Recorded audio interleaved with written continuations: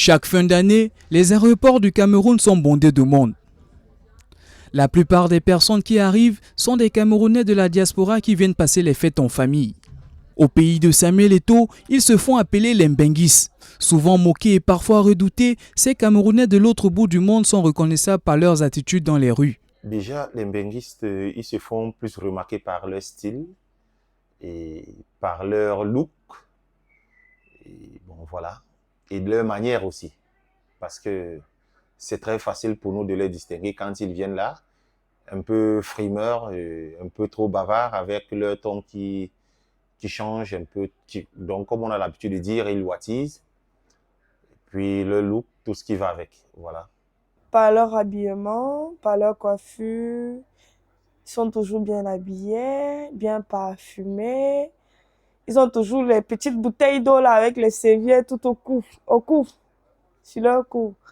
Ils ont un peu une démarche, un genre, ils sont tout le temps en train de se nettoyer le front, tout ça.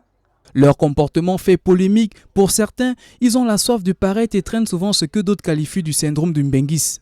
Au sens littéral, le syndrome du Mbenguis, c'est le fait de s'inventer une vie pour impressionner dès son retour au pays natal. Ce que j'ai constaté, c'est que c'est deux personnages différents. Quand il est ici, c'est un phénomène. Quand il rentre, c'est un autre phénomène. Il faudra déjà faire très attention.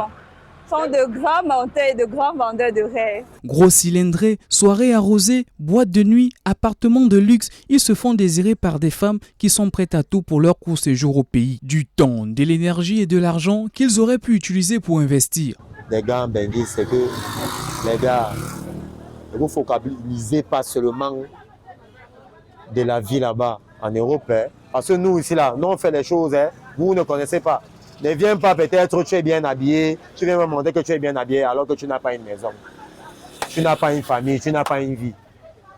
Tu me donnes seulement la bière. Toutefois, le Cameroun attend ses compatriotes avec les valises pleines de devises, de projets smart et durables pour relancer l'économie.